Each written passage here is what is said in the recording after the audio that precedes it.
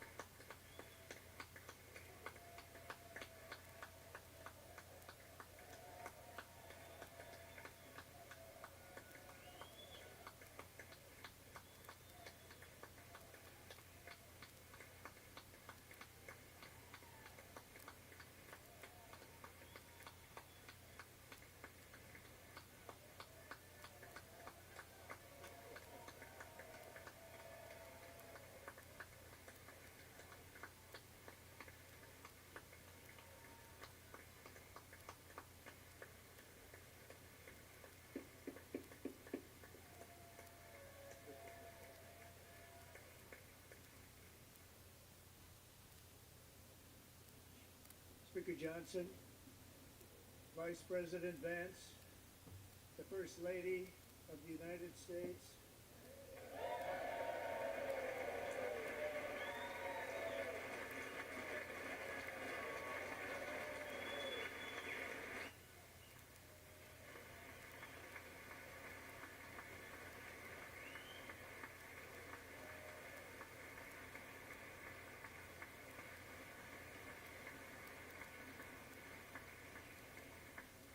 members of the United States Congress, thank you very much, and to my fellow citizens, America is back.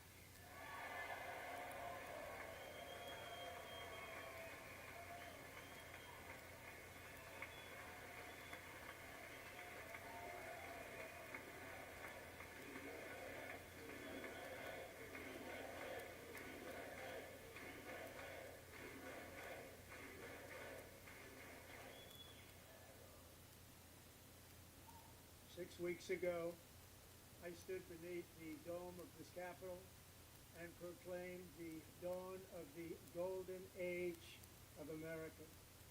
From that moment on, it has been nothing but swift and unrelenting action to usher in the greatest and most successful era in the history of our country.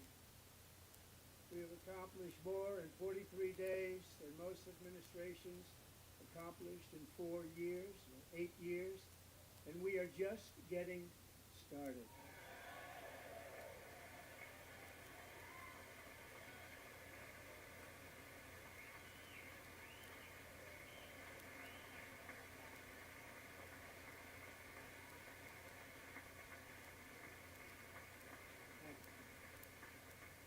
I return to this chamber tonight to report that America's momentum is back, our spirit is back, our pride is back, our confidence is back, and the American dream is surging bigger and better than ever before.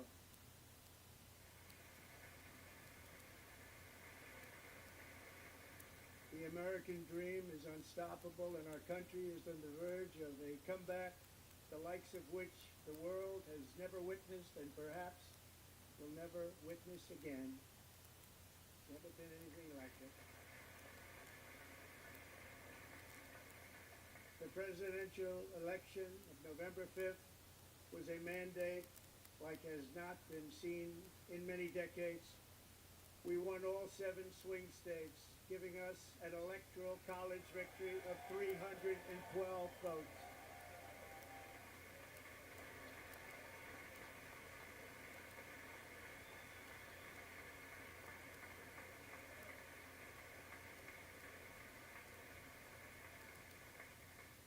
We won the popular vote by big numbers and won counties in our country.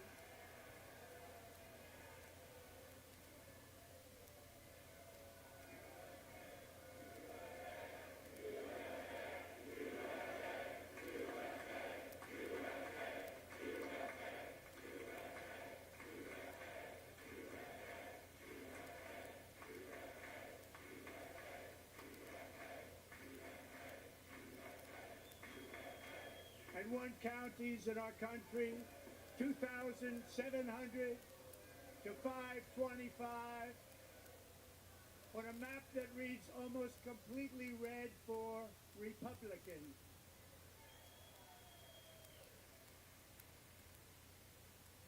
Now, for the first time in modern history, more Americans believe that our country is headed in the right direction than the wrong direction. In fact, it's an astonishing record, 27-point swing, the most ever.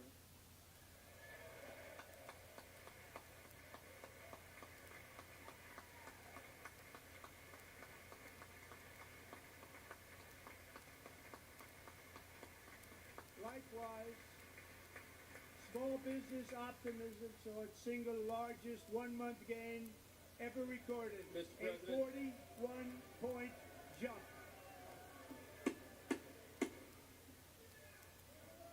Members are directed to uphold and maintain decorum in the House and to cease any further disruptions. That's your warning.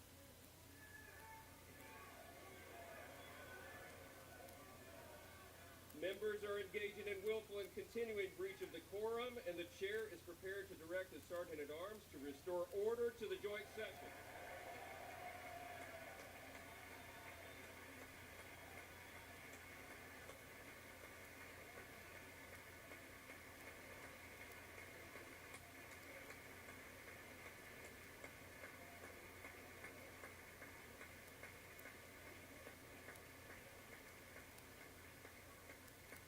Mr. Green, take your seat. Take your seat, sir. Take your seat. Finding that members continue to engage in willful and concerted disruption of proper decorum, the chair now directs the Sergeant-at-Arms to restore order. Remove this gentleman from the chamber.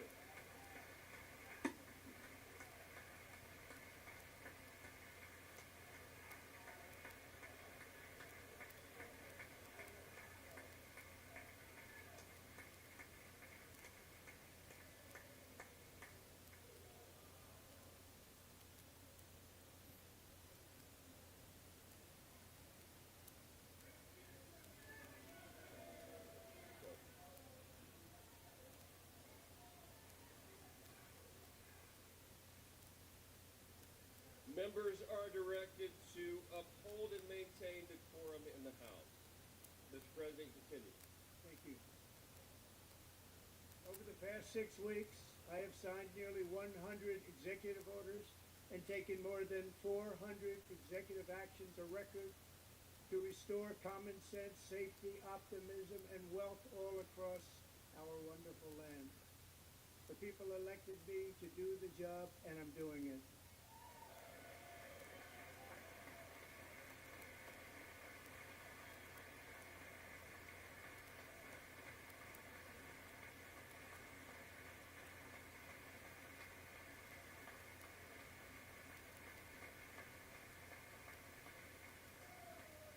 In fact, it has been stated by many that the first month of our presidency, it's our presidency, is the most successful in the history of our nation. By many.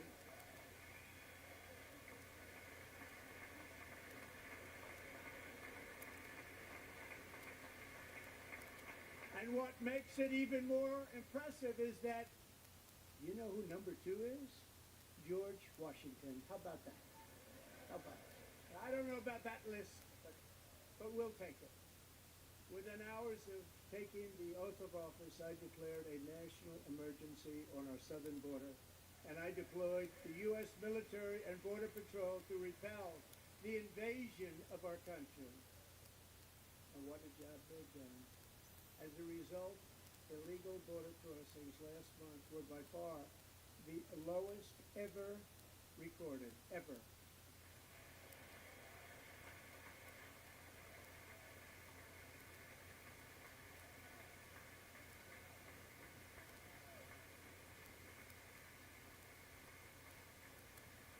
They heard my words and they chose not to come. Much easier that way.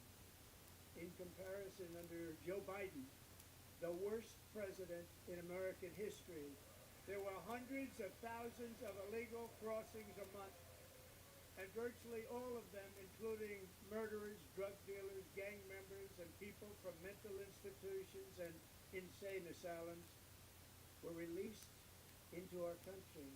Who would want to do that? This is my 5th such speech to Congress. And once again, I look at the Democrats in front of me, and I realize there is absolutely nothing I can say to make them happy or to make them stand or smile or applaud. Nothing I can do. I could find a cure to the most devastating disease, a disease that would wipe out entire nations, or announce the answers to the greatest economy in history, or the stoppage of crime to the lowest levels ever recorded. And these people sitting right here will not clap, will not stand, and certainly will not cheer for these astronomical achievements. They won't do it, no matter what. Five times I've been up here. It's very sad, and it just shouldn't be this way.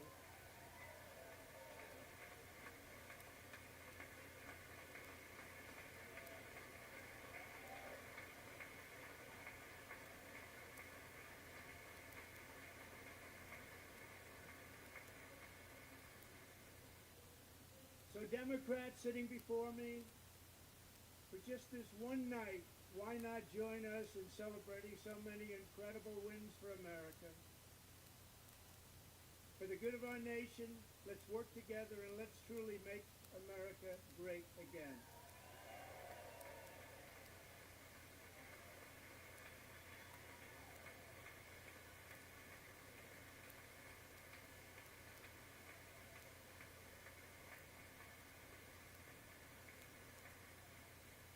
Every day my administration is fighting to deliver the change America needs to bring a future that America deserves, and we're doing it. This is a time for big dreams and bold action. Upon taking office, I imposed an immediate freeze of all federal hiring, a freeze of all new federal regulations, and a freeze on all foreign aid.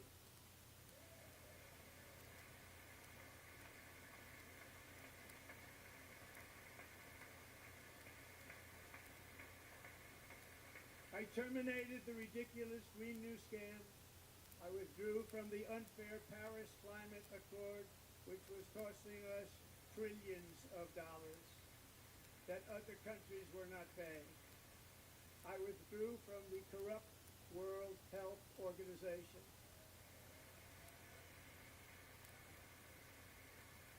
And I also withdrew from the anti-American UN Human Rights Council.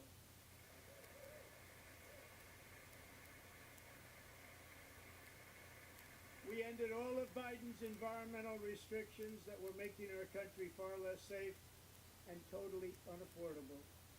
And importantly, we ended the last administration's insane electric vehicle mandate, saving our auto workers and companies from economic destruction.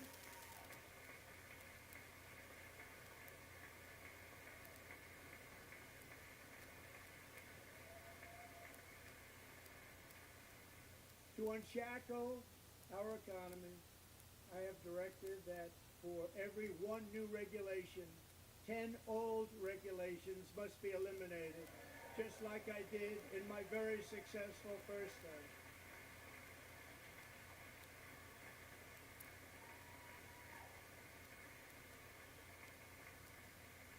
And in that first term, we set records on ending unnecessary rules and regulations like no other president had done before. We ordered all federal workers to return to the office. They will either show up for work in person or be removed from their job.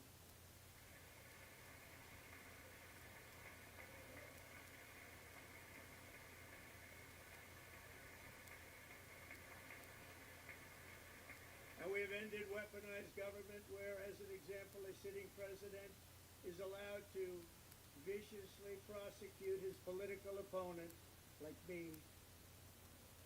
How did that work out? Not too good. Not too good.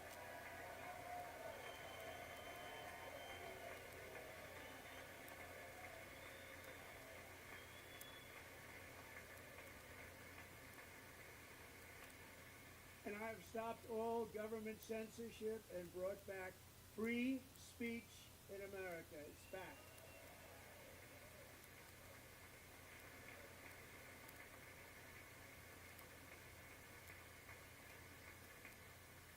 And 2 days ago, I signed an order making English the official language of the United States of America.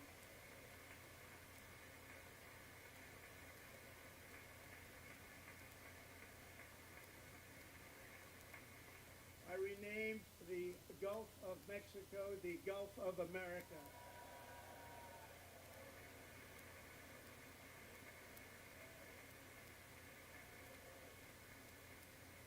And likewise, I renamed, for a great president, William McKinley, Mount McKinley again.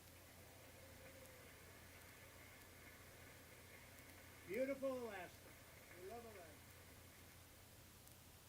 We've ended the tyranny of so-called diversity, equity, and inclusion policies all across the entire federal government and indeed the private sector and our military. And our country will be woke no longer.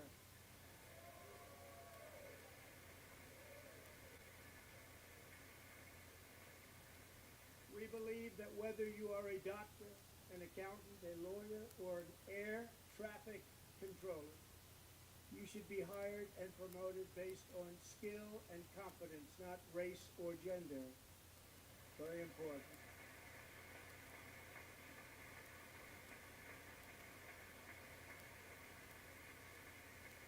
You should be hired based on merit. And the Supreme Court, in a brave and very powerful decision, has allowed us to do so. Thank you. Thank you very much. Thank you.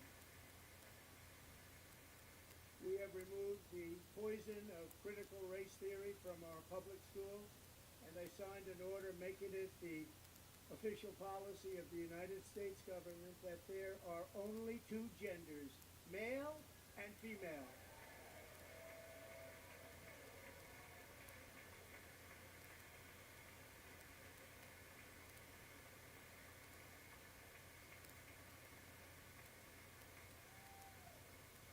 I also signed an executive order to ban men from playing in women's sports.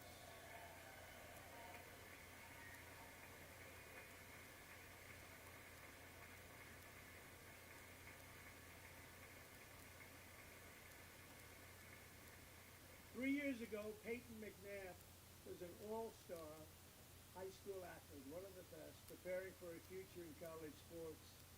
But when her girls' volleyball match was invaded by a male, he smashed the ball so hard in Peyton's face, causing traumatic brain injury, partially paralyzing her right side, and ending her athletic career. It was a shot like she's never seen before. She's never seen anything like it. Peyton is here tonight in the gallery, and Peyton, from now on, schools will kick the men off the girls' team, or they will lose all federal funding.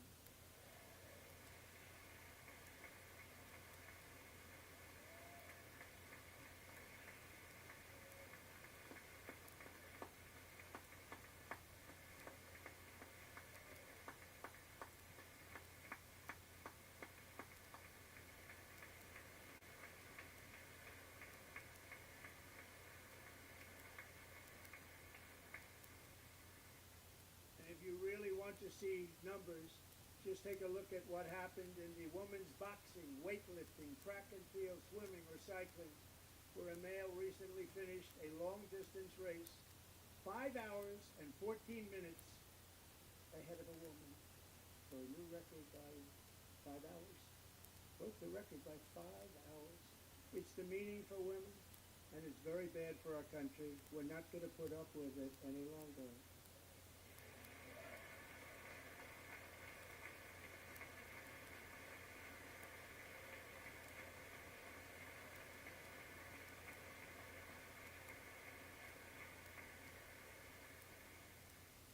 What I have just described is only a small fraction of the common sense revolution that is now, because of us, sweeping the entire world. Common sense has become a common theme, and we will never go back. Never. Never going to let that happen. Among my very highest priorities is to rescue our economy and get dramatic and immediate relief to working families. As you know, we inherited from the last administration an economic catastrophe and an inflation nightmare. Their policies drove up energy prices, pushed up grocery costs, and drove the necessities of life out of reach for millions and millions of Americans. They've never had anything like it. We suffered the worst inflation in 48 years, but perhaps even in the history of our country. They're not sure. As president, I'm fighting every day to reverse this damage and make America affordable again.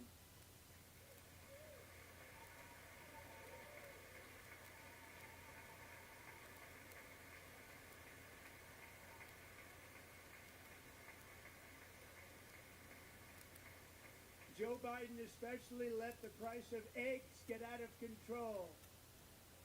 The egg price is out of control, and we're working hard to get it back down. Secretary, do a good job on that. You inherited a total mess from the previous administration. Do a good job.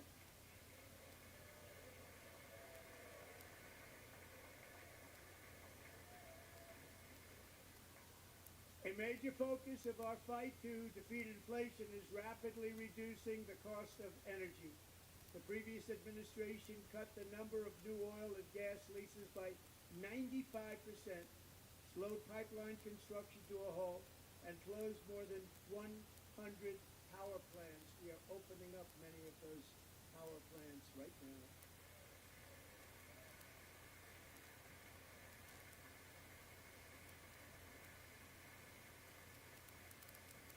And frankly, we have never seen anything like it.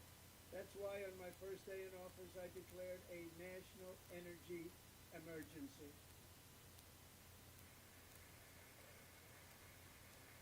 As you've heard me say many times, we have more liquid gold under our feet than any nation on earth, and by far.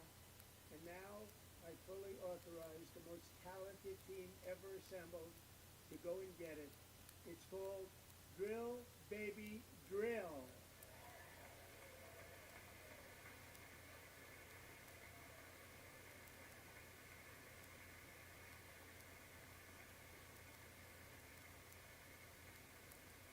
My administration is also working on a gigantic natural gas pipeline in Alaska, among the largest in the world, where Japan, South Korea, and other nations want to be our partner with investments of trillions of dollars each. There's never been anything like that one. It will be truly spectacular. It's all set to go. The permitting is gotten. And later this week, I will also take historic action to dramatically expand production of critical minerals and rare earths here in the USA.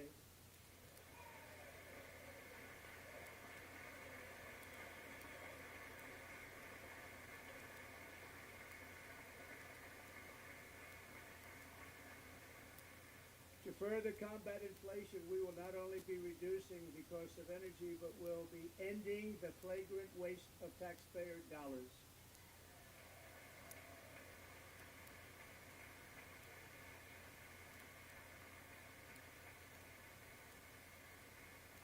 And to that end, I have created the brand new Department of Government Efficiency. DOGE. Perhaps you've heard of it. Perhaps.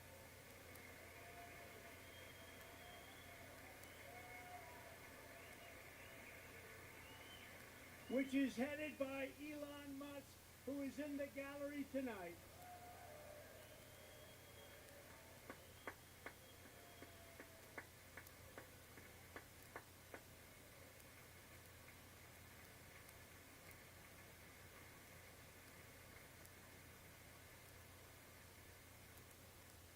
Thank you, Elon. You're working very hard. He didn't need this. He didn't need this. Thank you very much. We appreciate it. Everybody here, even this side, appreciates it, I believe. They just don't want to admit that. Just listen to some of the appalling waste we have already identified. $22 billion from HHS to provide free housing and cars for illegal aliens. $45 million for diversity, equity, and inclusion scholarships in Burma. $40 million to improve the social and economic inclusion of sedentary migrants. Nobody knows what that is. $8 million to promote LGBTQI+ in the African nation of Lesotho, which nobody has ever heard of. $60 million for indigenous peoples and Afro-Colombian empowerment in Central America. $60 million. $8 million for making mice transgender. This is real. $32 million for a left-wing propaganda operation in Moldova. $10 million for male circumcision in Mozambique. $20 million for the Arab Sesame Street. in the Middle East. It's a program, $20 million for a program. $1.9 billion to recently created Decarbonization of Homes Committee, headed up, and we know she's involved. Just at the last moment, the money was passed over by a woman named Stacey Abrams. Have you ever heard of her? A $3.5 million consulting contract for lavish fish monitoring. $1.5 million for voter confidence in Liberia. $14 million for social cohesion in Mali. $59 million for illegal alien hotel rooms in New York City. The real estate developers done very well. $250,000 to increase vegan local climate action innovation in Zambia. $42 million for social and behavior change in Uganda. $14 million for improving public procurement in Serbia. $47 million for improving learning outcomes in Asia. Asia's doing very well with learning. You know what we're doing. We use it ourselves. And $101 million for DEI contracts at the Department of Education. The most ever paid, nothing even like it. Under the Trump administration, all of these scams, and they're far worse, but I didn't think it was appropriate to talk about them. They're so bad. Many more have been found out and exposed and swiftly terminated by a group of very intelligent, mostly young people, headed up by Elon, and we appreciate it. We found hundreds of billions of dollars of fraud.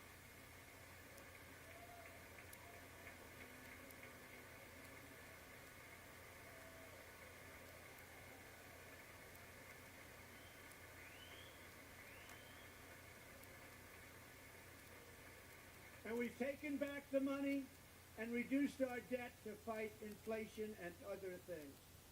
Taken back a lot of that money. We got it just in time. This is just the beginning.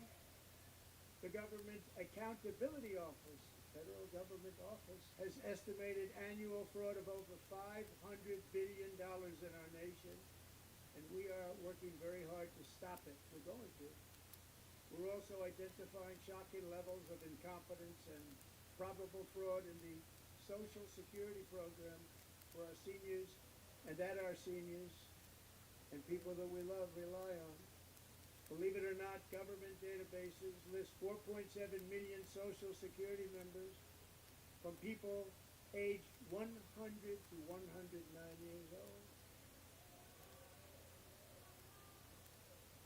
It lists 3.6 million people from ages 110 to 119. I don't know any of them. I know some people that are rather elderly, but not quite that elderly. 3.47 million people from ages 120 to 129. 3.9 million people from ages 130 to 139. 3.5 million people from ages 140 to 149. And money is being paid to many of them, and we're searching right now. In fact, Pam, good luck. Good luck. You're going to find it. But a lot of money is paid out to people because it just keeps getting paid, and nobody does, and it really hurts Social Security and hurts our country. 1.3 million people from ages 150 to 159, and over 130,000 people, according to the Social Security databases, are aged over 160 years old. We have a healthier country than I thought, Bobby.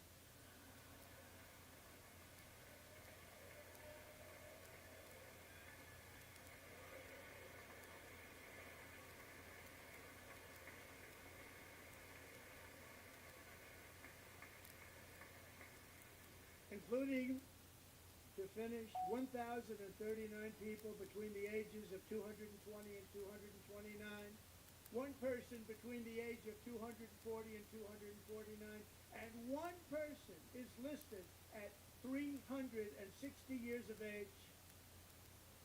More than 100 years. More than 100 years older than our country. So we're going to find out where that money's going. And it's not going to be pretty. By slashing all of the fraud, waste, and theft we can find, we will defeat inflation, bring down mortgage rates, lower car payments and grocery prices, protect our seniors, and put more money in the pockets of American families.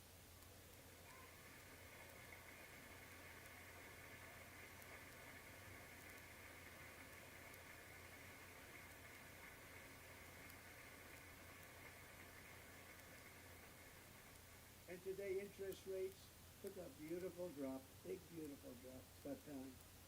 And in the near future, I want to do what has not been done in 24 years, balance the federal budget. We're going to balance it.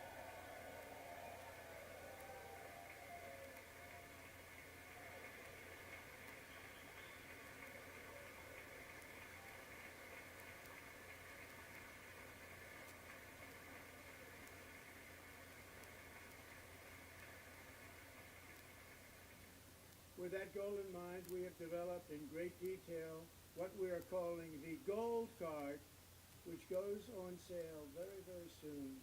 For $5 million, we will allow the most successful job-creating people from all over the world to buy a path to U.S. citizenship. It's like the green card, but better and more sophisticated. And these people will have to pay tax in our country. They won't have to pay tax from where they came. The money that they've made, you wouldn't want to do that, but they have to pay tax, create jobs. They'll also be taking people out of colleges and paying for them so that we can keep them in our country instead of having them being forced out. Number one, at the top school, as an example, being forced out and not being allowed to stay and create tremendous numbers of jobs and great success for a company out there. So while we take out the criminals, killers, traffickers, and child predators who are allowed to enter our country under the open border policy of these people, the Democrats, the Biden administration, the open border insane policies that you've allowed to destroy our country, we will now bring in brilliant, hardworking, job-creating people. They're going to pay a lot of money, and we're going to reduce our debt with that money.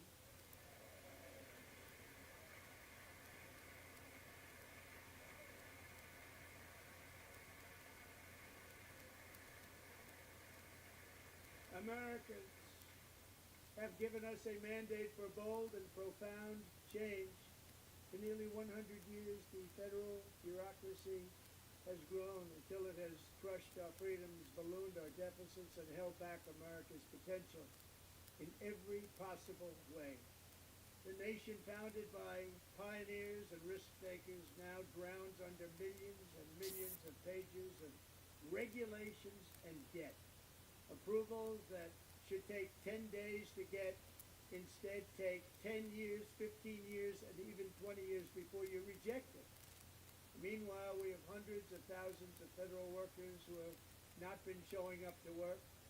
My administration will reclaim power from this unaccountable bureaucracy, and we will restore true democracy to America again.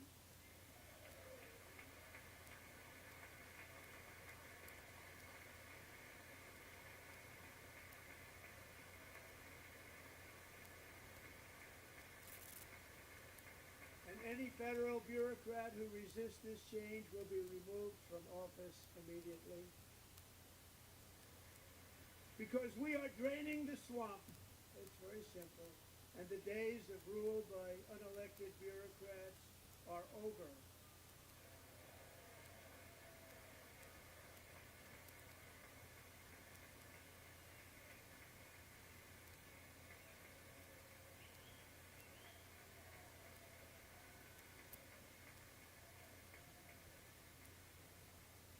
And the next phase of our plan to deliver the greatest economy in history is for this Congress to pass tax cuts for everybody. They're in there, they're waiting for you to vote. And I'm sure that the people on my right, I don't mean the Republican right, but my right here, I'm sure you're going to vote for those tax cuts, because otherwise I don't believe the people will ever vote you into office. So I'm doing you a big favor by telling you that. But I know this group is going to be voting for the tax.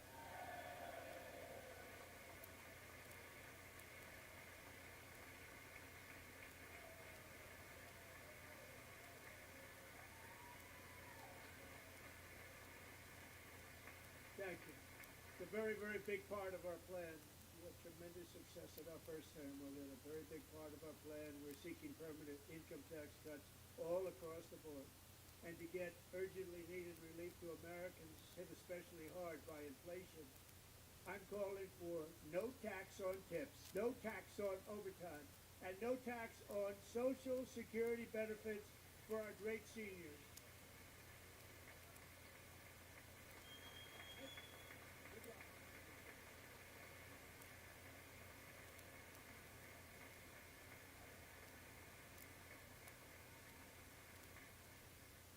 And I also want to make interest payments on car loans tax deductible, but only if the car is made in America.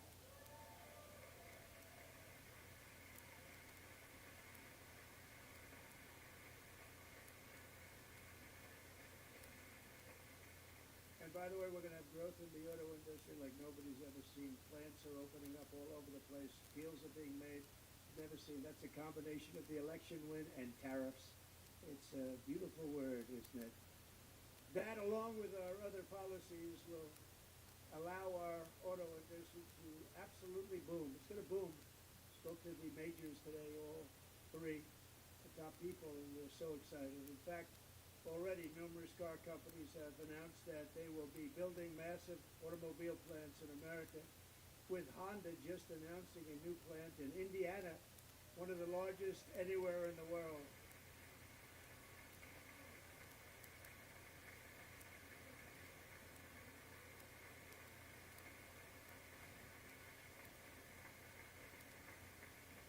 And this has taken place since our great victory on November 5th, a date which will hopefully go down as one of the most important in the history of our country.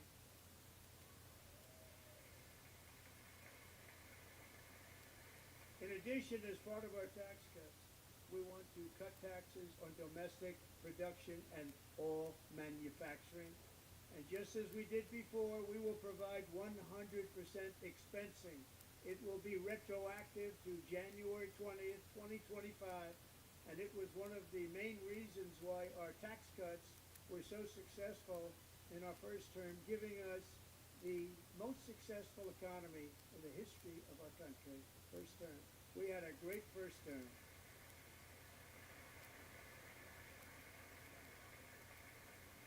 If you don't make your product in America, however, under the Trump administration, you will pay a tariff, and in some cases, a rather large one. Other countries have used tariffs against us for decades, and now it's our turn to start using them against those other countries. On average, the European Union, China, Brazil, India, Mexico, and Canada, have you heard of them? And countless other nations charge us tremendously higher tariffs than we charge them. It's very unfair. India charges us auto tariffs higher than 100%. China's average tariff on our products is twice what we charge them. And South Korea's average tariff is 4 times higher. Think of that, 4 times higher. And we give so much help militarily and so many other ways to South Korea, but that's what happens. This is happening by friend and foe.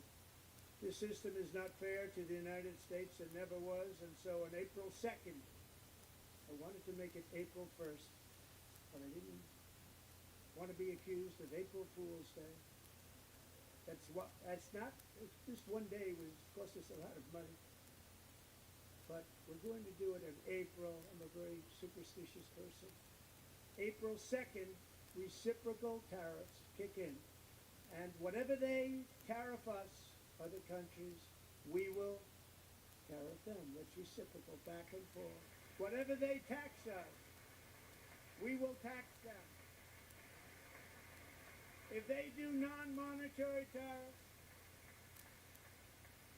to keep us out of their market, then we will do non-monetary barriers to keep them out of our market. There's a lot of that too. They don't even allow us in their market. We will take in trillions and trillions of dollars and create jobs like we have never seen before. I did it with China and I did it with others, and the Biden administration couldn't do anything about it because there was so much money they couldn't do anything about it. We have been ripped off for decades by nearly every country on earth, and we will not let that happen any longer.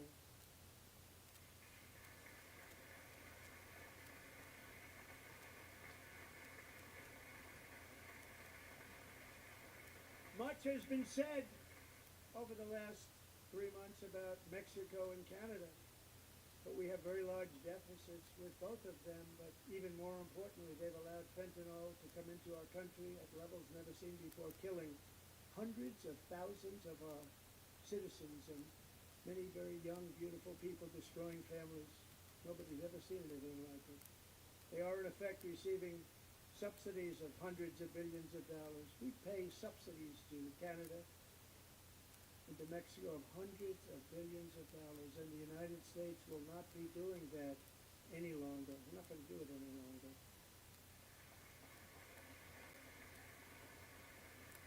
Thanks to our America First policies we're putting into place, we have had $1.7 trillion of new investment in America in just the past few weeks. The combination of the election and our economic policies that people of SoftBank, one of the most brilliant anywhere in the world, announced a $200 billion investment. OpenAI and Oracle, Larry Ellison, announced $500 billion investment, which they wouldn't have done if Kamala had won. Apple announced $500 billion investment. Tim Cook called me. He said, I cannot spend it fast enough. It's going to be much higher than that, I believe. They'll be building their plants here instead of in China.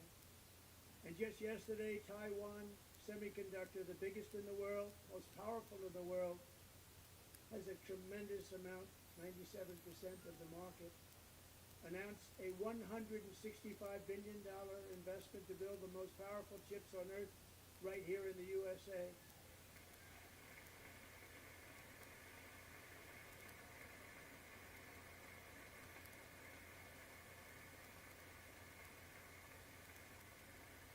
And we're not giving them any money. Your CHIPS Act is a horrible, horrible thing. We give hundreds of billions of dollars, and it doesn't mean a thing. They take our money and they don't spend it. All that meant to them, we're giving them no money. All that was important to them was they didn't want to pay the tariffs, so they came and they're building, and many other companies are coming. We don't have to give them money. We just want to protect our businesses and our people. And they will come because they won't have to pay tariffs if they build in America. So it's very amazing. You should get rid of the CHIP Act, and whatever's left over, Mr. Speaker, you should use it to reduce debt or any other reason you want to.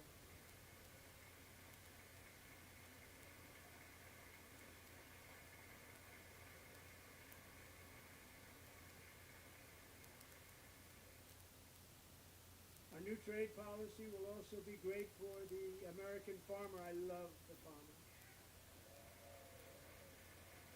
who will now be selling into our home market, the USA, because nobody is going to be able to compete with you. Because there's goods that come in from other countries and companies. They're really in a bad position in so many different ways. They're uninspected. They may be very dirty and disgusting, and they come in and they pour in, and they hurt our American farmers. The tariffs will go on agricultural product coming into America, and our farmers, starting on April 2nd, it may be a little bit of an adjustment period. We had that before when I made the deal with China, $50 billion of purchases, and I said, just bear with me, and they did. They did. Probably have to bear with me again, and this will be even better. That was great. The problem with it was that Biden didn't enforce it. He didn't enforce it. $50 billion of purchases. And we were doing great, but Biden did not enforce it, and it hurt our farmers. But our farmers are going to have a field day right now. So to our farmers, have a lot of fun. I love you too. I love you too. It's all going to happen.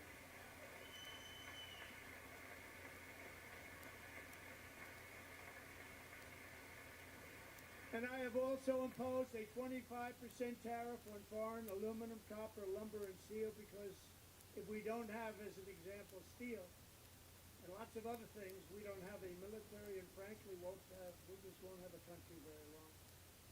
Here today is a proud American steelworker, fantastic person from Decatur, Alabama, Jeff Denard.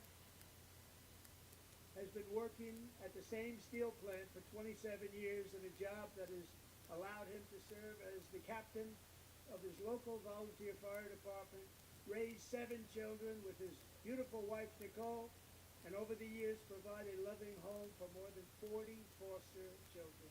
So great job.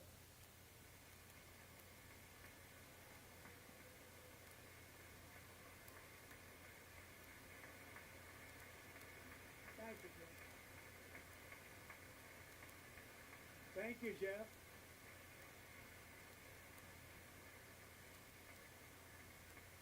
Stories like Jeff's remind us that tariffs are not just about protecting American jobs. They're about protecting the soul of our country.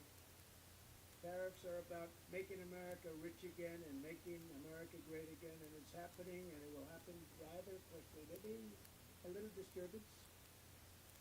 We're okay with that. It won't be much. No, you're not. And look where Biden took us. Very low, the lowest we've ever been. Jeff, I want to thank you very much. And I also want to recognize another person who has devoted herself to foster care community. She works so hard on it.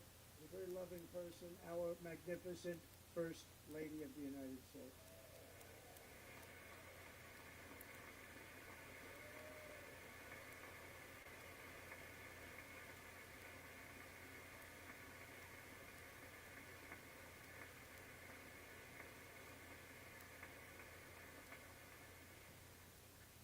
Melania's work has yielded incredible results, helping prepare our nation's future leaders as they enter the workforce. Our First Lady is joined by 2 impressive young women, very impressive. Haley Ferguson, who benefited from the First Lady's Fostering the Future initiative, and is poised to complete her education and become a teacher. And Elliston Berry, who became a victim of an illicit deepfake image produced by a peer. With Elliston's help, the Senate just passed the Take It Down Act, and this is so important. Thank you very much, John. John Thune, thank you. Stand up, John.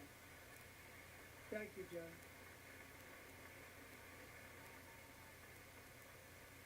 Thank you all very much.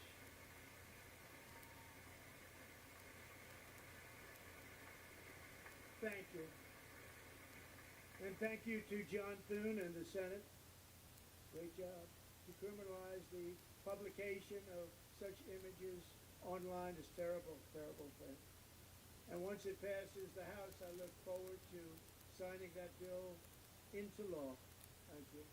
And I'm going to use that bill for myself too, if you don't mind. Because nobody gets treated worse than I do online. Nobody. That's great. Thank you very much to the Senate. Thank you.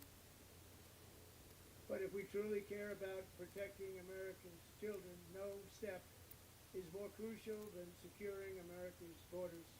Over the past 4 years, 21 million people poured into the United States. Many of them were murderers, human traffickers, gang members, and other criminals from the streets of dangerous cities all throughout the world. Because of Joe Biden's insane and very dangerous open border policies, they are now strongly embedded in our country, but we are getting them out and getting them out fast.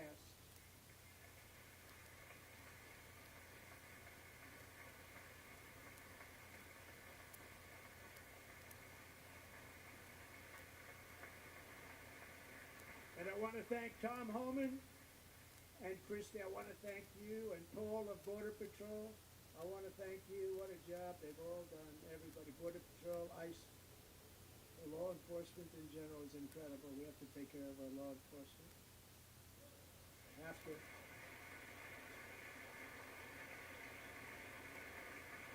Last year,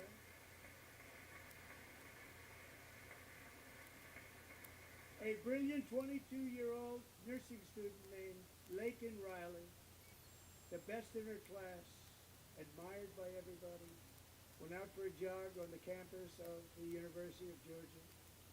That morning, Lakin was viciously attacked, assaulted, beaten, brutalized, and horrifically murdered. Lakin was stolen from us by a savage illegal alien gang member who was arrested while trespassing across Biden's open southern border and then set loose into the United States under the heartless policies of that failed administration. It was indeed a failed administration.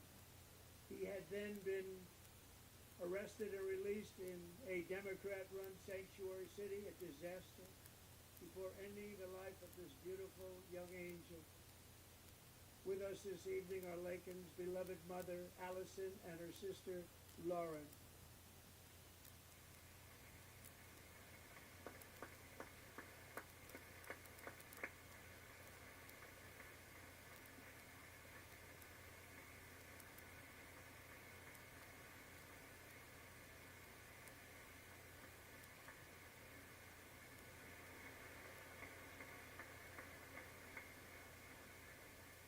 Last year, I told Lakin's grieving parents that we would ensure their daughter would not have died in vain. That's why the very first bill I signed into law as your 47th president mandates the detention of all dangerous criminal aliens who threaten public safety. Very strong, powerful act.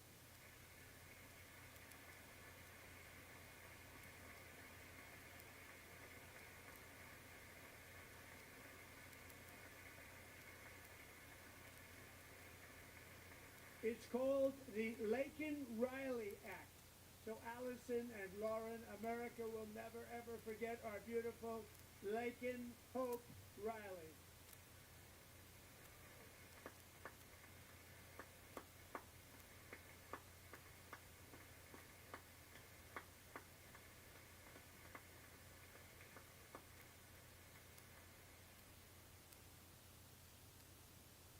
Thank you very much. Since taking office, my administration has launched the most sweeping border and immigration crackdown in American history, and we quickly achieved the lowest numbers of illegal border crossers ever recorded. Thank you.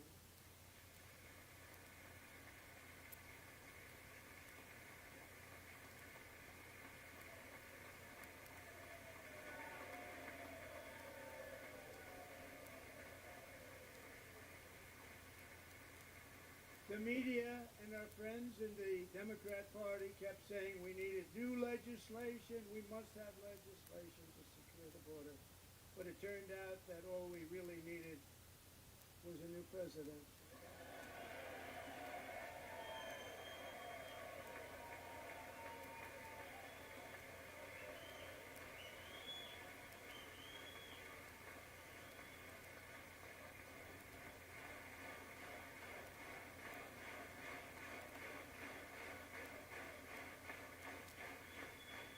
Thank you. Joe Biden didn't just open our borders, he flew illegal aliens over them to overwhelm our schools, hospitals, and communities throughout the country. Entire towns like Aurora, Colorado, and Springfield, Ohio buckled under the weight of the migrant occupation and corruption like nobody's ever seen before. Beautiful towns destroyed.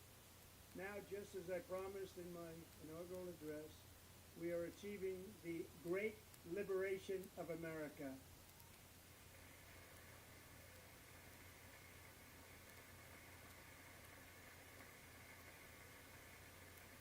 But there still is much work to be done. Here tonight is a woman I have gotten to know, Alexis and then Gary from Houston. Wonderful woman. Last June, Alexis's 12-year-old daughter, her precious Jocelyn, walked to a nearby convenience store. She was kidnapped, tied up, assaulted for 2 hours under a bridge, and horrifically murdered. Arrested and charged with this heinous crime are two illegal alien monsters from Venezuela, released into America by the last administration through their ridiculous open border. The death of this beautiful 12-year-old girl and the agony of her mother and family touched our entire nation greatly. Alexis, I promised that we would always remember your daughter, your magnificent daughter, and earlier tonight I signed an order keeping my word to you. One thing I have learned about Jocelyn is that she loved animals so much. She loved nature. Across Galveston Bay, from where Jocelyn lived in Houston, you will find a magnificent national wildlife refuge, a pristine, peaceful, 34,000-acre sanctuary for all of God's creatures on the edge of the Gulf of America.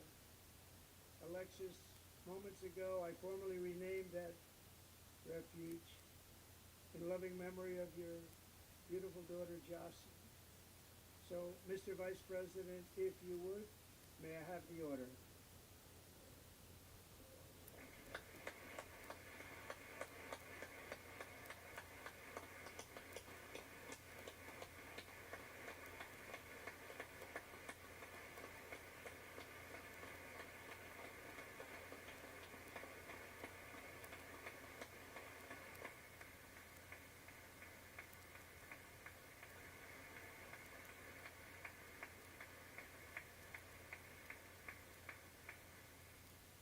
Thank you very much. All three savages charged with Jocelyn and Lakin's murders were members of the Venezuelan prison gang, the toughest gang, they say, in the world, known as Tren de Aragua. 2 weeks ago, I officially designated this gang, along with MS-13 and the bloodthirsty Mexican drug cartels, as foreign terrorist organizations.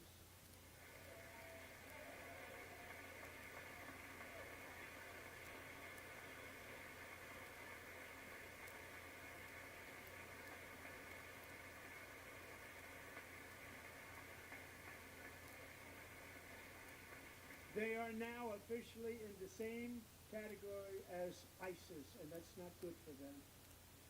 Countless thousands of these terrorists were welcomed into the U.S. by the Biden administration. But now every last one will be rounded up and forcibly removed from our country, or, if they're too dangerous, put in jails, standing trial in this country, because we don't want them to come back ever. With us this evening is a warrior on the front lines of that battle, Border Patrol Agent Roberto Ortiz. Thank God.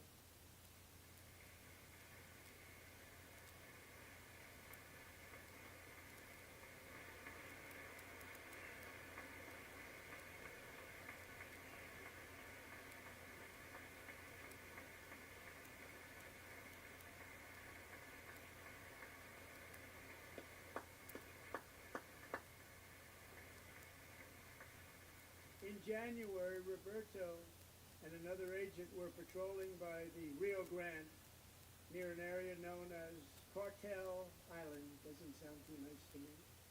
When heavily armed gunmen started shooting at them, Roberto saw that his partner was totally exposed, great danger, and he leapt into action, returning fire and providing crucial seconds for his fellow agent to seek safety, just barely.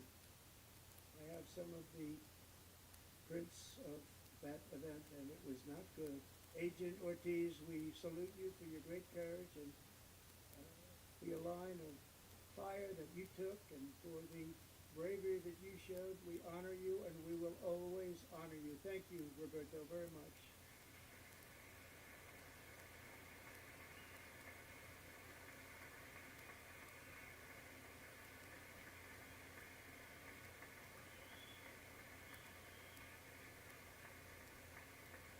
Thank you, Roberto.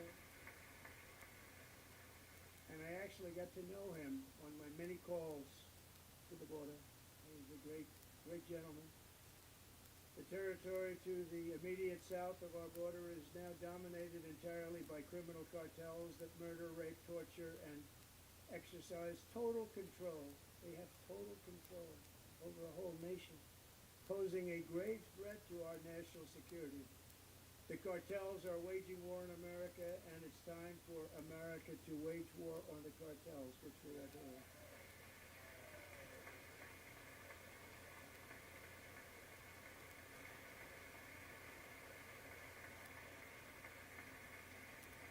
Five nights ago, Mexican authorities, because of our tariff policies being imposed on them, think of this, handed over to us 29 of the biggest cartel leaders in their country. That has never happened before. They want to make us happy. First time ever.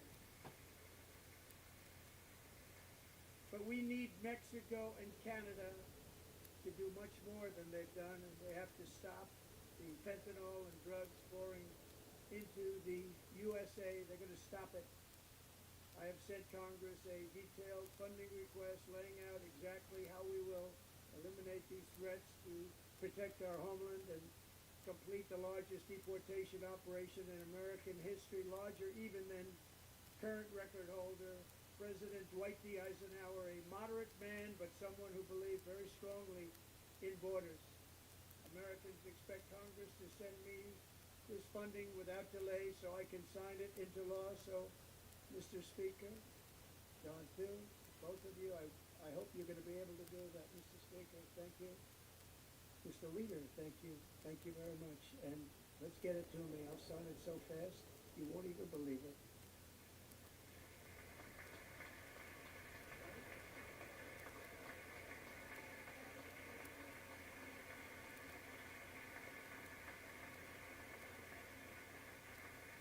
And as we reclaim our sovereignty, we must also bring back law and order to our cities and towns.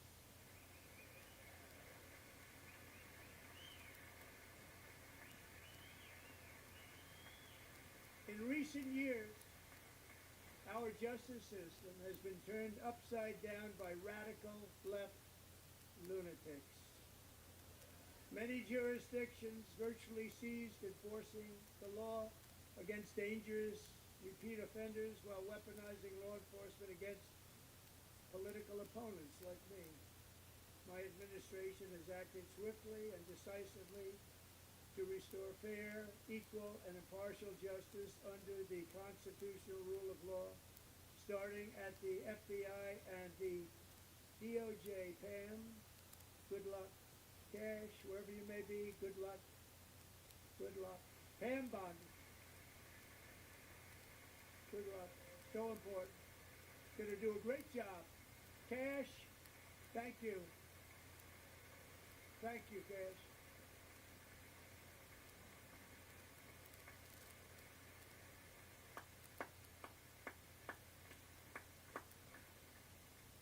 They've already started very strong. They're going to do a fantastic job. You're going to be very proud of them.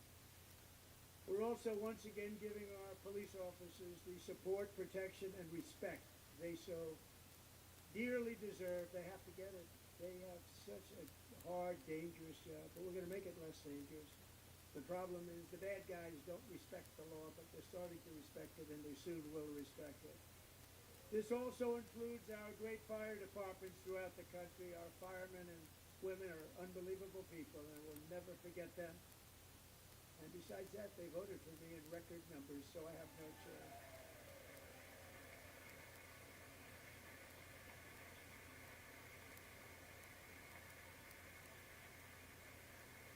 One year ago this month, 31-year-old New York police officer Jonathan Diller, unbelievably wonderful person and a great officer, was gunned down at a traffic stop on Long Island. I went to his funeral. The vicious criminal charged with his murder had 21 prior arrests, and they were rough arrests. He was a real bad one. The thug in the seat next to him had 14 prior arrests, and went by the name of Killer. He was Killer. He killed other people, they say, a lot of them. I attended Officer Diller's service, and when I met his wife and one-year-old son, Ryan, it was very inspirational, actually.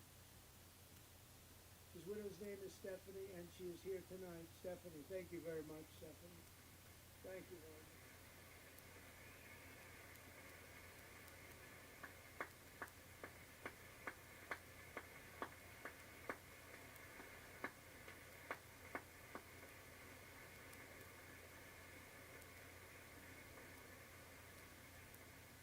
Stephanie, we're going to make sure that Ryan knows his dad was a true hero, New York's finest.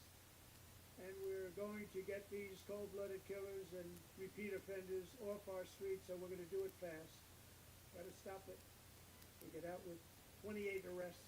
They push people into subway trains. They hit people over the head, back of the head with baseball bats. We got to get them out of here. I've already signed an executive order requiring a mandatory death penalty for anyone who murders a police officer. And tonight I'm asking Congress to pass that policy into permanent law.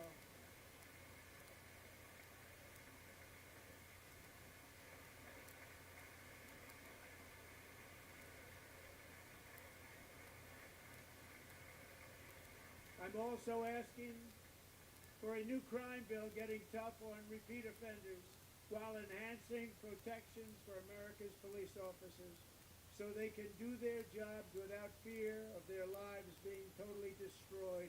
They don't want to be killed. We're not going to let them be killed. Joining us at the gallery tonight is a young man who truly loves our police. His name is DJ Daniel. He is 13 years old, and he has always dreamed of becoming a police officer.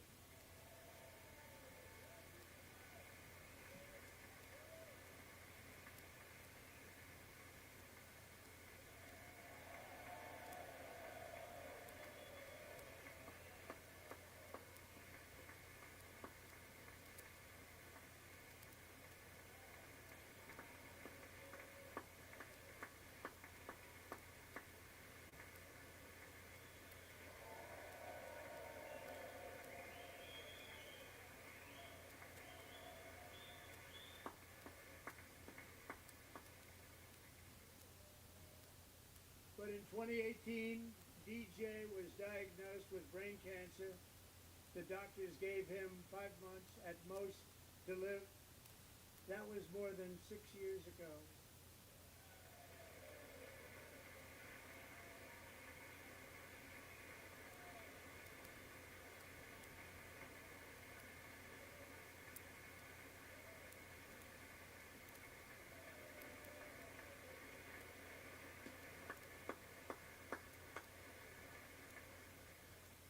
Since that time, DJ and his dad have been on a quest to make his dream come true, and DJ has been sworn in as an honorary law enforcement officer, actually a number of times. The police love him, the police departments love him.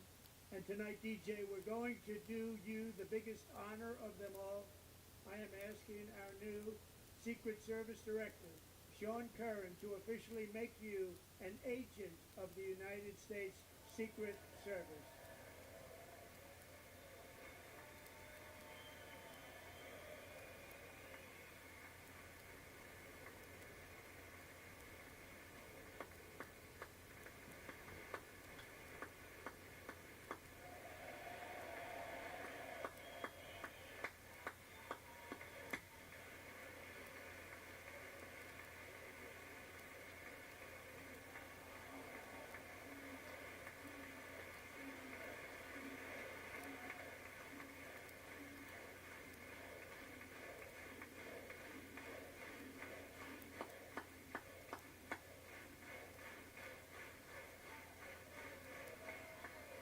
Thank you, DJ. DJ's doctors believe his cancer likely came from a chemical he was exposed to when he was younger. Since 1975, rates of child cancer have increased by more than 40%. Reversing this trend is one of the top priorities for our new presidential commission to make America healthy again, chaired by our new Secretary of Health and Human Services, Robert F. Kennedy, Jr.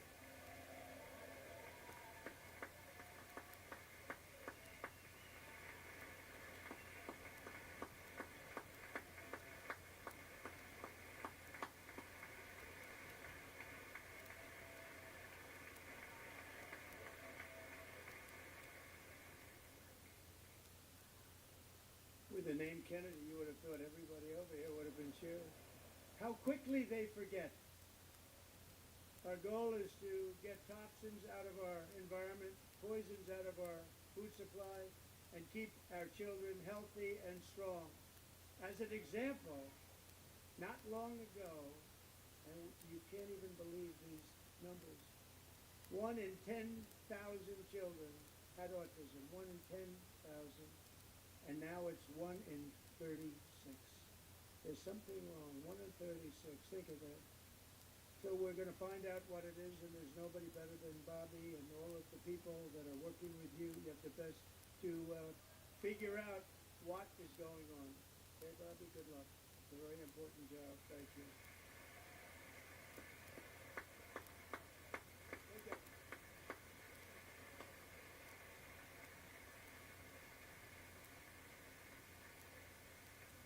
Thank you. My administration is also working to protect our children from toxic ideologies in our schools.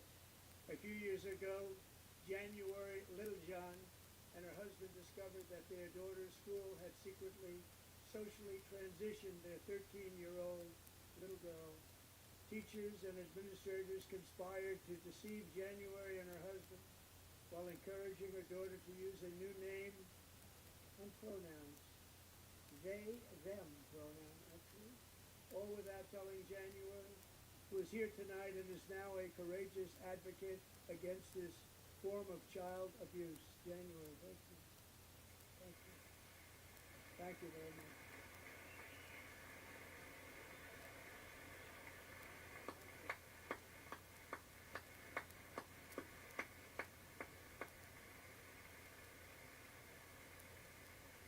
Thank you. Stories like this are why, shortly after taking office, I signed an executive order banning public schools from indoctrinating our children with transgender ideology.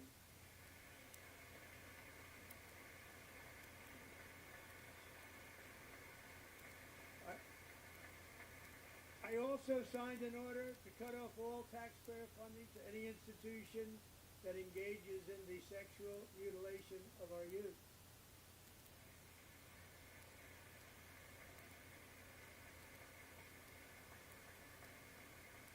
And now I want Congress to pass a bill permanently banning and criminalizing sex changes on children and forever ending the lie that any child is trapped in the wrong body.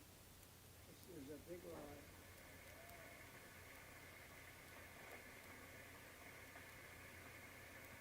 And our message to every child in America is that you are perfect exactly the way God made you.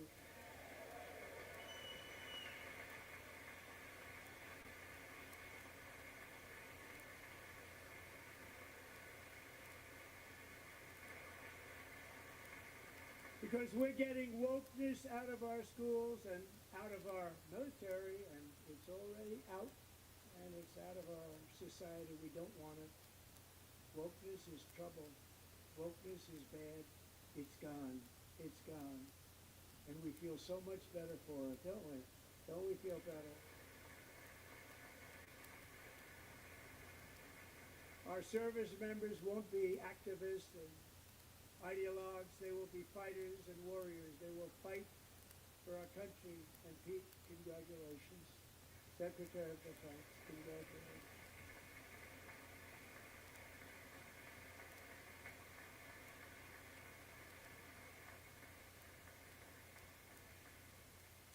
And he's not big into the woke movement, I can tell you. I know him well.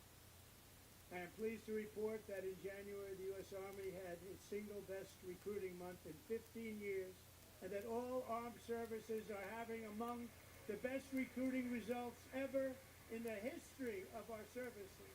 What a difference.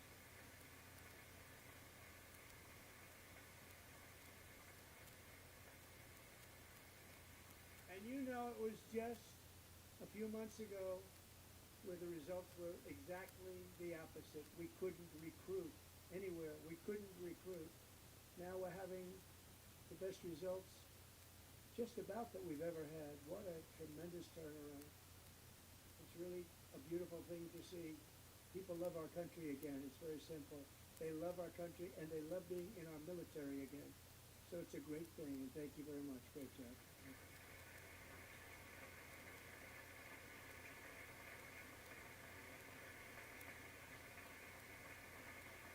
We're joined tonight by a young man, Jason Hartley, who knows the weight of that call of duty. Jason's father, grandfather, and great-grandfather all wore the uniform. Jason tragically lost his dad, who was also a Los Angeles County Sheriff's deputy when he was just a boy, and now he wants to carry on the family legacy of service. Jason is a senior in high school, a six-letter varsity athlete, a really good athlete, they say, a brilliant student with a 4.46, that's good, GPA. And his greatest dream is to attend the U.S. Military Academy at West Point.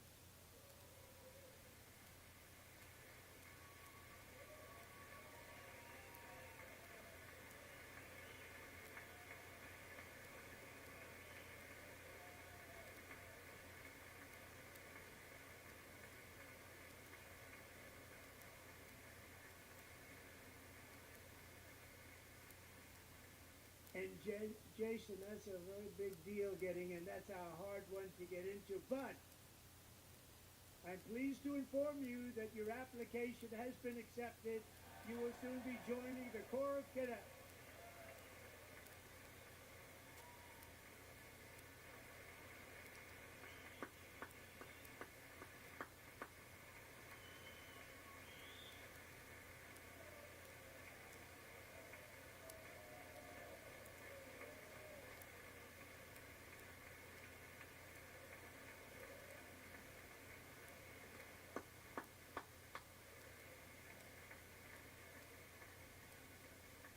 Thank you. Jason, you're going to be on the long gray line, Jason. As Commander-in-Chief, my focus is on building the most powerful military of the future. As a first step, I'm asking Congress to fund a state-of-the-art Golden Dome missile defense shield to protect our homeland, all made in the USA.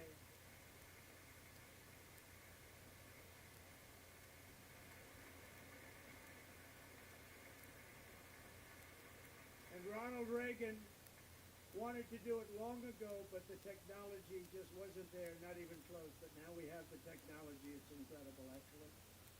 And other places they have it. Israel has it. Other places have it. And the United States should have it too, right? Kim, right? They should have it too. So I want to thank you. But it's a very, very important. This is a very dangerous world. We should have it. We want to be protected, and we're going to protect our citizens like never before. To boost our defense industrial base, we are also going to resurrect the American shipbuilding industry, including commercial shipbuilding and military shipbuilding.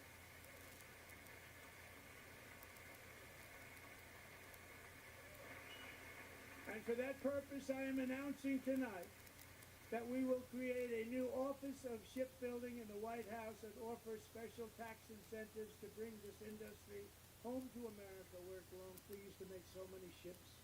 We don't make them anymore very much, but we're going to make them very fast, very soon. It will have a huge impact. To further enhance our national security, my administration will be reclaiming the Panama Canal, and we've already started doing it.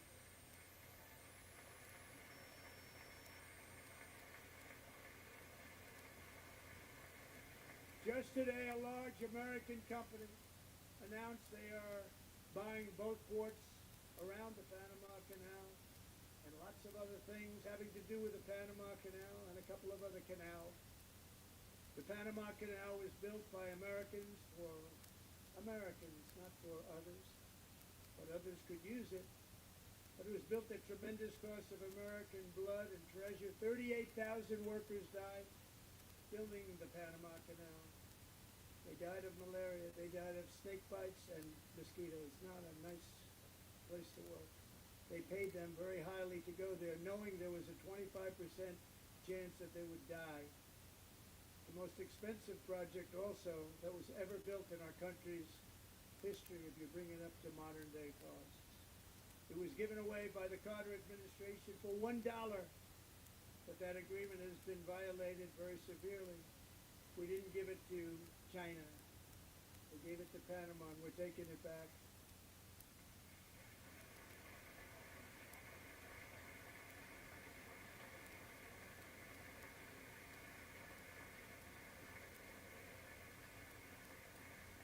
And we have Marco Rubio in charge. Good luck, Marco. Now, we know who to blame if anything goes wrong. Marco's been amazing, and he's going to do a great job. Think of it, he got 100 votes. You know, he was approved with actually 99, but the 100th was this gentleman, and I feel very certain. So let's assume he got 100 votes. And I'm either very, very happy about that or I'm very concerned about it. But he's already proven. I mean, he's a great gentleman. He's respected by everybody, and we appreciate you voting for Marco. He's going to do a fantastic job. Thank you. Thank you. He's doing a great job. Great job. And I also have a message tonight for the incredible people of Greenland. We strongly support your right to determine your own future. And if you choose, we welcome you into the United States of America. We need Greenland for national security and even international security. And we're working with everybody involved to try and get it. But we need it really for international world security. And I think we're going to get it. One way or the other, we're going to get it. We will keep you safe. We will make you rich, and together we will take Greenland to heights like you have never thought possible before. It's a very small population, a very, very large piece of land, and very, very important for military security. America is once again standing strong against the forces of radical Islamic terrorism. 3.5 years ago, ISIS terrorists killed 13 American service members and countless others in the Abbey Gate bombing during the disastrous and incompetent withdrawal from Afghanistan. Not that they were withdrawing, it was the way they withdrew. Perhaps the most embarrassing moment in the history of our country. Tonight I am pleased to announce that we have just apprehended the top terrorist responsible for that atrocity, and he is right now on his way here to face the swift sword of American justice.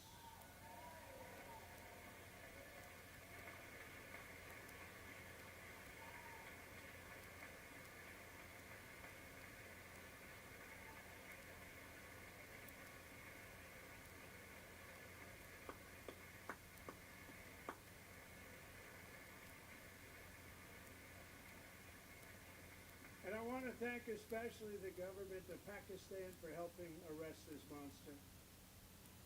This was a very momentous day for those 13 families who I actually got to know very well, most of them, whose children were murdered, and the many people that were so badly, over 42 people, so badly injured on that fateful day in Afghanistan. What a horrible day. Such incompetence was shown. That when Putin saw what happened, I guess he said, wow, maybe this is my chance. That's how bad it was. Should have never happened. Grossly incompetent people. I spoke to many of the parents and loved ones, and they were all in our hearts tonight. I spoke to them on the phone. We had a big call. Every one of them called, and everybody was on the line, and they did nothing but cry with happiness. They were very happy, as happy as you can be under those circumstances. Their child, brother, sister, son, daughter was killed for no reason whatsoever. whatsoever. In the Middle East, we're bringing back our hostages from Gaza. In my first term, we achieved one of the most groundbreaking peace agreements in generations, the Abraham Accords.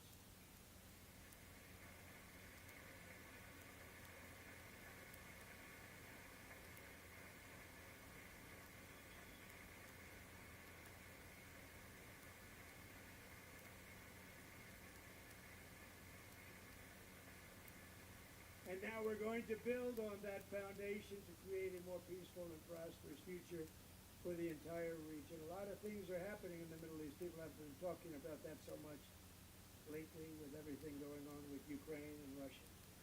So a lot of things are happening in the Middle East. It's a rough neighborhood, actually.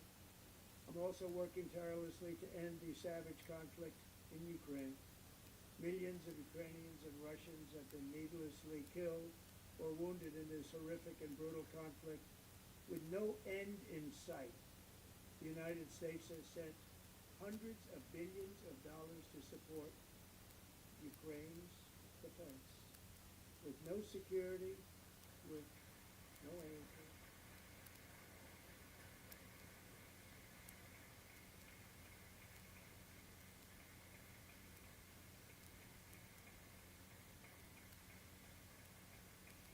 You want to keep it going for another 5 years?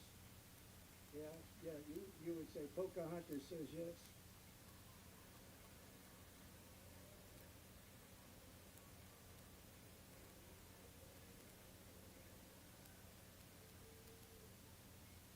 $2,000 people are being killed every single week.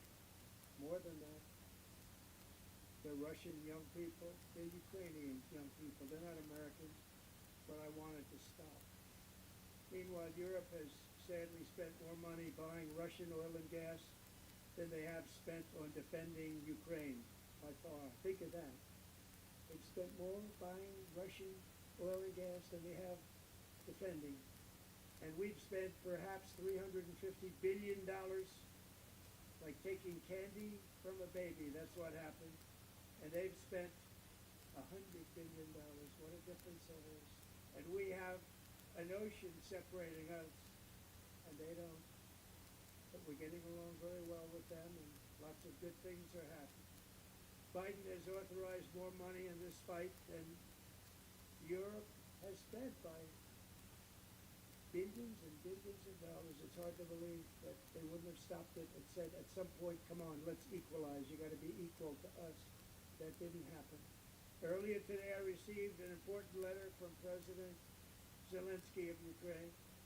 The letter reads, Ukraine is ready to come to the negotiating table as soon as possible to bring lasting peace closer. Nobody wants peace more than the Ukrainians, he said. My team and I stand ready to work under President Trump's strong leadership to get a peace that lasts. We do really value how much America has done to help Ukraine maintain its sovereignty and independence. Regarding the agreement on minerals and security, Ukraine is ready to sign it at any time that is convenient to you. I appreciate that he sent this letter. Started a little while ago. Simultaneously, we've had serious discussions with Russia and have received strong signals that they are ready for peace. Wouldn't that be beautiful? Wouldn't that be beautiful?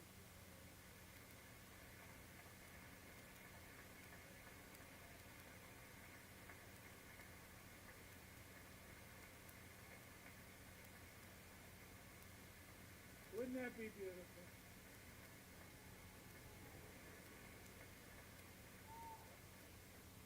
It's time to stop this madness. It's time to halt the killing. It's time to end the senseless war. If you want to end wars, you have to talk to both sides. Nearly 4 years ago, amid rising tensions, a history teacher named Mark Fogel was detained in Russia and sentenced to 14 years in a penal colony. Tough stuff. The previous administration barely lifted a finger to help him. They knew he was innocent, but they had no idea where to begin. But last summer I promised his 95-year-old mother, Malphine, that we would bring her boy safely back home. After after 22 days in office, I did just that. And they are here tonight.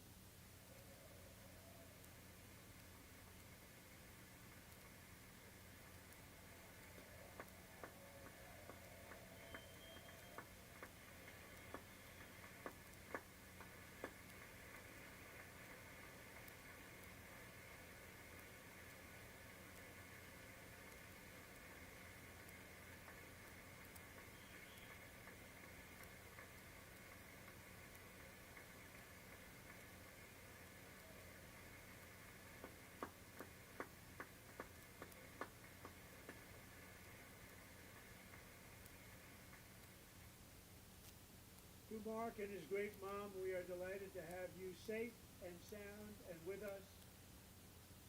As fate would have it, Mark Vogel was born in a small rural town in Butler, Pennsylvania. Have you heard of it? Where his mother has lived for the past 78 years. I just happened to go there last July 13th for a rally. That was not pleasant. And that is where I met his beautiful mom right before I walked onto that stage. And I told her I would not forget what she said about her son. And I never did I? Never forgot. Less than 10 minutes later, at that same rally, gunfire rang out, and a sick and deranged assassin unloaded 8 bullets from his sniper's perch into a crowd of many thousands of people. My life was saved by a fraction of an inch, but some were not so lucky. Corey Comparator was a firefighter, a veteran, a Christian, a husband, a devoted father, and above all, a protector. When the sound of gunshots pierced the air, it was a horrible sound. Corey knew instantly what it was and what to do. He threw himself on top of his wife and daughters and shielded them from the bullets with his own body. Corey was hit really hard. You know the story from there? He sacrificed his life to save theirs. 2 others, very fine people, were also seriously hit. But thankfully, with the help of 2 great country doctors, he thought they were gone and they were saved. So those doctors had great talent. Were joined by Corey's wife, Helen, who was his high school sweetheart, and their 2 beloved daughters, Allison and Kaylee. Thank you.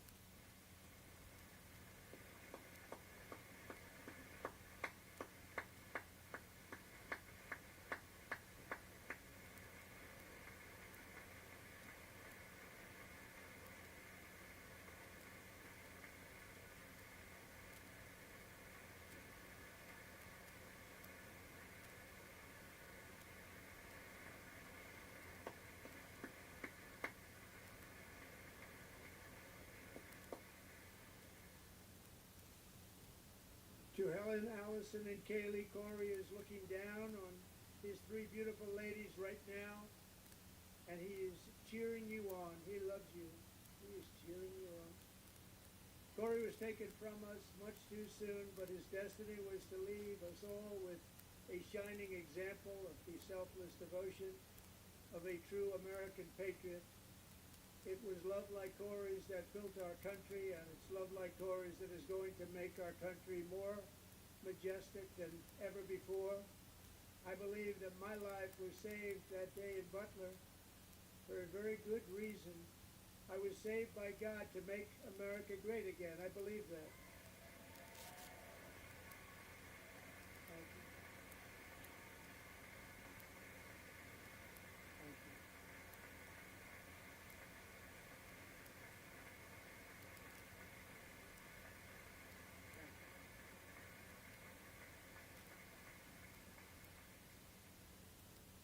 Thank you very much. From the patriots of Lexington and Concord to the heroes of Gettysburg and Normandy, from the warriors who crossed the Delaware to the trailblazers who climbed the Rockies, and from the legends who soared at Kitty Hawk to the astronauts who touched the moon, Americans have always been the people who defied all odds, transcended all dangers, made the most extraordinary sacrifices, and did whatever it took to defend our children, our country, and our freedom.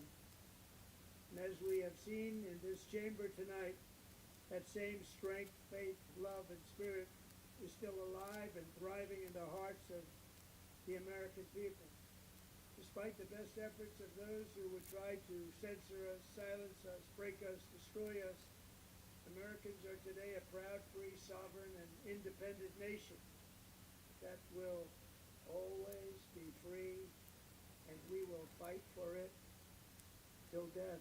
We will never let anything happen to our beloved country, because we are a country of doers, dreamers, fighters, and survivors. Our ancestors crossed a vast ocean, strode into the unknown wilderness, and carved their fortunes from the rock and soil of a perilous and very dangerous frontier. They chased our destiny across a boundless continent. They built the railroads, laid the highways, and graced the world with American marvels like the Empire State Building, the mighty Hoover Dam, and the towering Golden Gate Bridge. They lit the world with electricity, broke free of the force of gravity, fired up the engines of American industry, vanquished the communists, fascists, and Marxists all over the world, and gave us countless modern wonders sculptured out of iron, glass, and steel. We stand on the shoulders of these pioneers who won and built the modern age. These workers who poured their sweat into the skylines of our cities. These warriors who shed their blood on fields of battle and gave everything they had for our rights and for our freedom. Now it is our time to take up the righteous cause of American liberty. And it is our turn to take America's destiny into our own hands and begin the most thrilling days in the history of our country. This will be our greatest era. With God's help, over the next 4 years, we are going to lead this nation even higher, and we are going to forge the freest, most advanced, most dynamic, and most dominant civilization ever to exist on the face of this earth. We are going to create the highest quality of life, build the safest and wealthiest and healthiest and most vital communities anywhere in the world. We are going to conquer the vast frontiers of science, and we're going to lead humanity into space and plant the American flag on the planet Mars and even far beyond.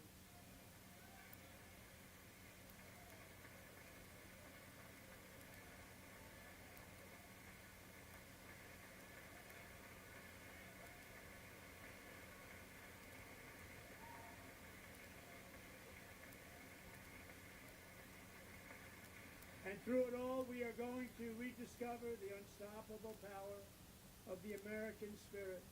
And we are going to renew unlimited promise of the American dream. Every single day we will stand up and we will fight, fight, fight for the country our citizens believe in and for the country our people deserve.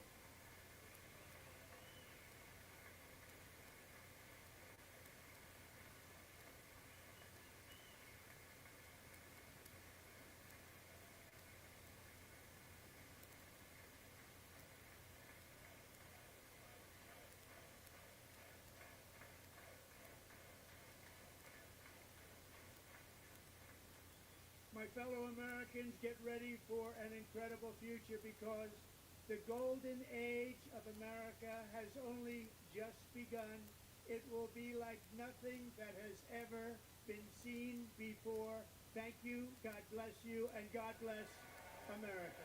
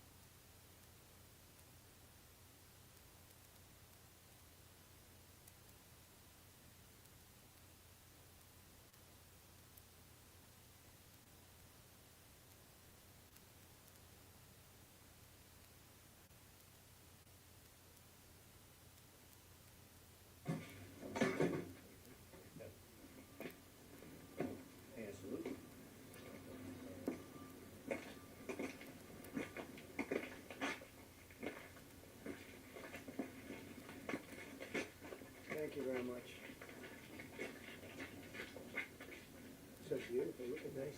Be careful, it could be a little slippery. You don't want to slip it. Then you scared. Yeah, that would be it. That would be good. Good.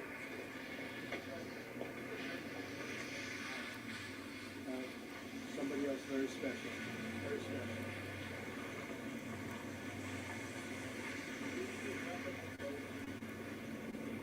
Very fair. Very, very fair.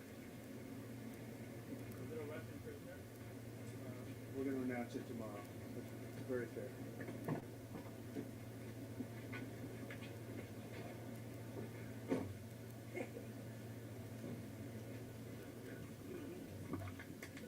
Why did you not use the government plane to go for Save the government money. A lot. We save the government a lot of money. Are you concerned about safety? Just run down that plane?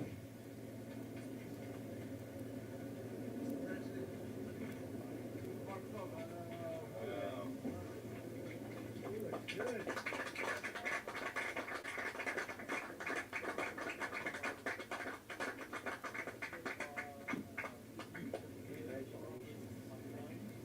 Your old mother.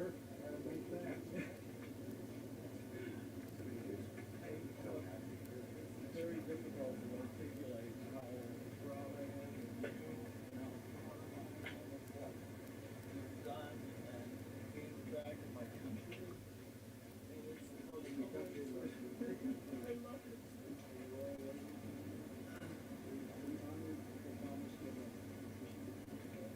She's in shock, but I think she's probably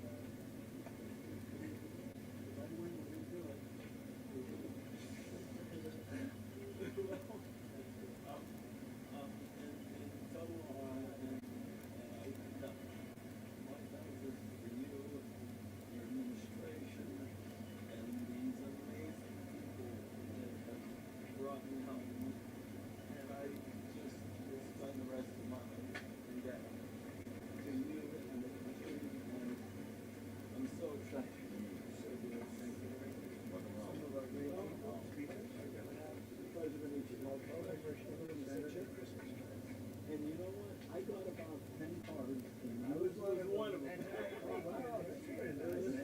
My lawyer snuck it. I know, I asked him how they got it in there. Yes, they did. Mark Vogel, pleasure to meet you, sir. Like this is your coat, right? Yeah. And it is a pleasure to meet you, Mr. Squirrel Hill.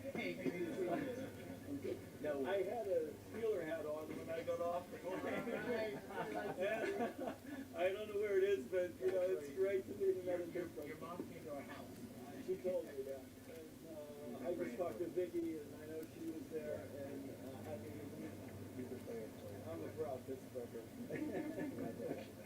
Smart guy, wrecking caller. Another.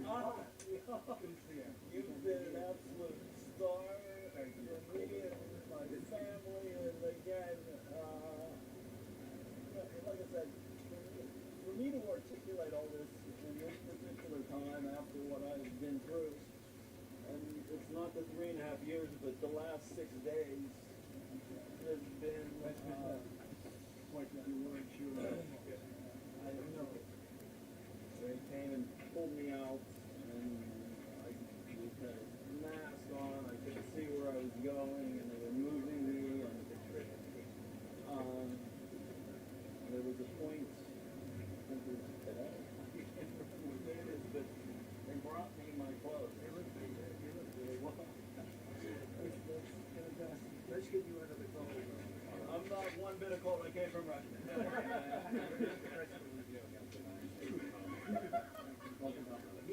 And you know what? Of the 10 letters, I got one from you as well. And I had that in a scrapbook I was keeping, and they took that scrapbook from me today, and I want it back. I want those journals back in that scrapbook. Your picture was in it, and as they were, giving me the shakedown, we're looking through it, and I have the picture of you and my mom. And you should have seen these guys. Well, their eyes lit up like, and they're not like, who's this? I said, He's got to start. Careful. Pleasure to meet you.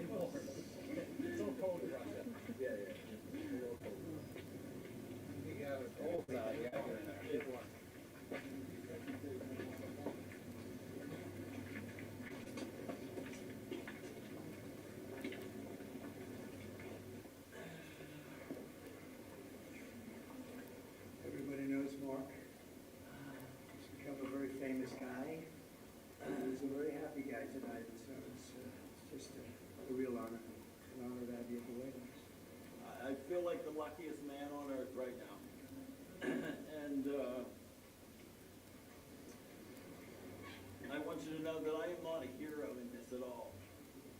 And President Trump is a hero. These men that came from the diplomatic service are heroes. The senators and representatives that passed legislation in my honor to get me home are the heroes. I am in awe of what they all did. My family has been a force. I think my 95-year-old mother is probably the most dynamic 95-year-old on earth right now. And I am so indebted to so many people. I think I remember a Churchill quote that he said when the RAF was fighting the Luftwaffe, and he said that never have so many owed so much to so few. And I put myself fortunately and unfortunately into that category, and I said never has one owed so much to so many, that this superorganism of people that came to my support and the love that I was given sustained me for 3.5 years in a prison that had me in hospitals for more than 100 days. I was given more than 400 injections in that time. And knowing I had the support of my fellow Pennsylvanians, my family, my friends, it was so overwhelming that it brought me to my knees and it brought me to tears, but it was my energy, it was my being that kept me going that whole time, and I will forever be indebted to President Trump,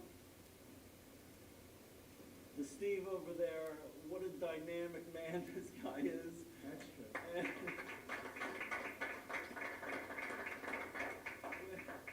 when I met him, the energy, the can-do attitude just exudes from his body. And when he smiled at me and introduced me, and I got the feel for what has happened, you know, it's not just me, it's everybody. And Secretary Rubio, who met my son a while back, I'm a middle-class school teacher who's now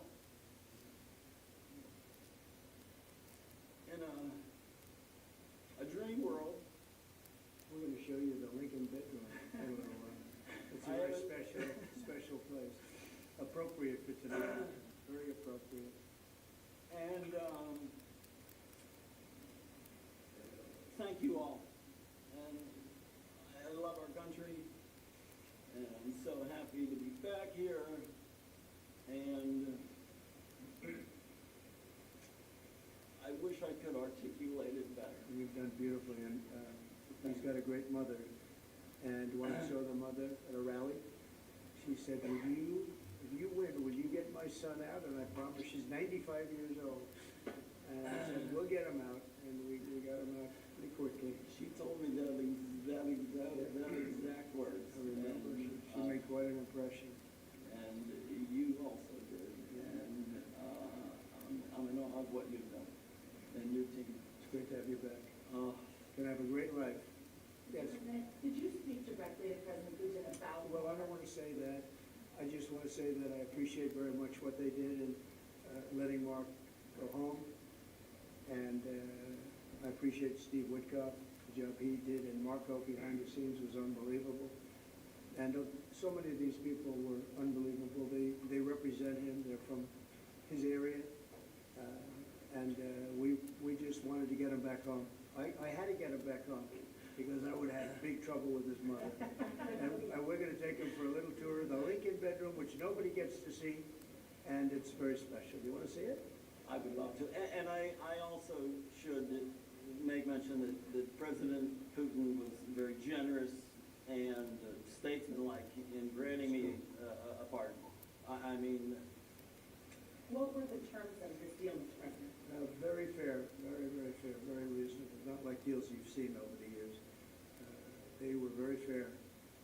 And I What were think they? that's going to lead, and somebody else is being released tomorrow that you will know of. But we wanted to get this done, very important, and Steve wanted to actually fly over and get Mark and get him home properly, because it could be a pretty tough trip.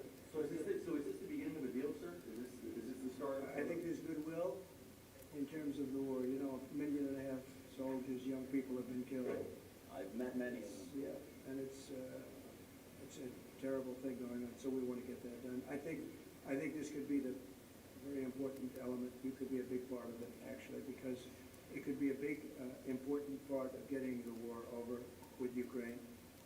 And we appreciate President Putin's, what he did. He was able to pull it off for you, right? He was able to pull it off.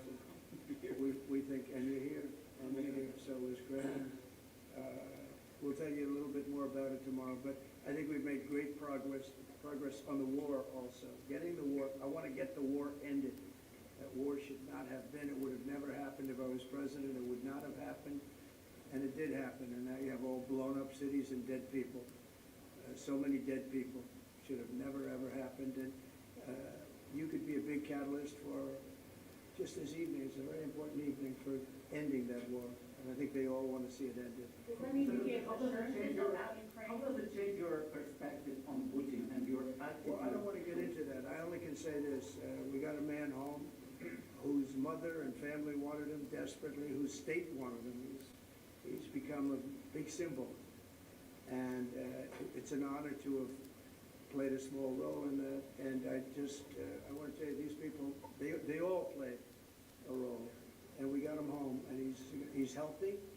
He looks good, actually. To me, you look damn good, I'll tell you that. I think when expectations are low, Yeah. maybe that helps a little bit. He goes plunk, right? Can you tell us about the conditions of the president? I think I need a little bit of time to sort of digest all of that. There were times when it was extremely trying, and there were times when I could manage it, but I think I need some more time. You know,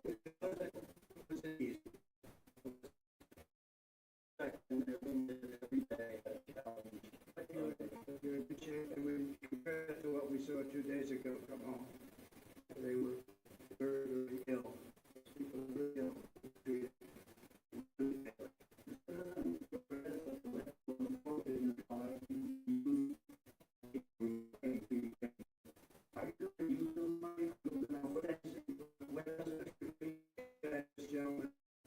Long time ago, you know, we did it in 4 weeks. He's getting 4 years. Mark, it's a shame. It was very never happened. It was one of the things that happened back 3.5 years ago. It was too bad, but he didn't do it. We did it. Thank you all very much. Thank you very much.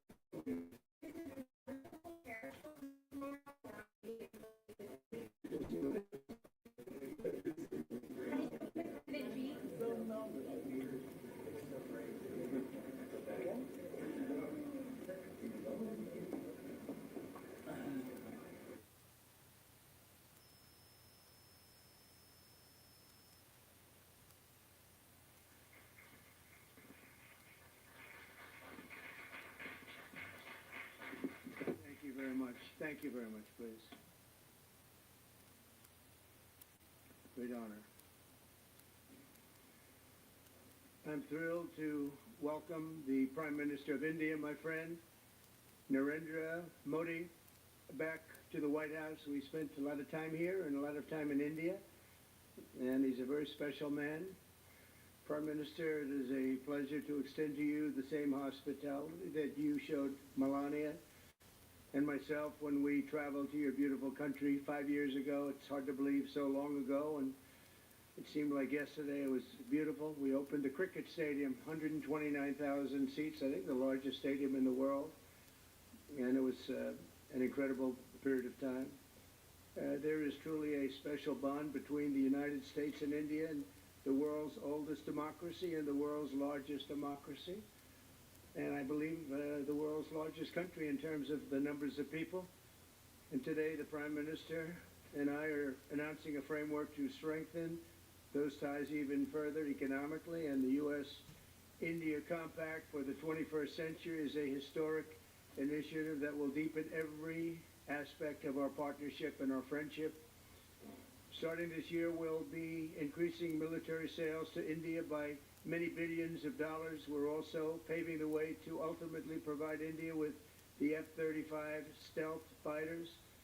In 2017, my administration revived and reinvigorated the Quad security partnership. In our meeting today, the Prime Minister and I reaffirmed that strong cooperation among the United States, India, Australia, and Japan, and it's crucial really to maintaining peace and prosperity, tranquility, even in the Indo-Pacific.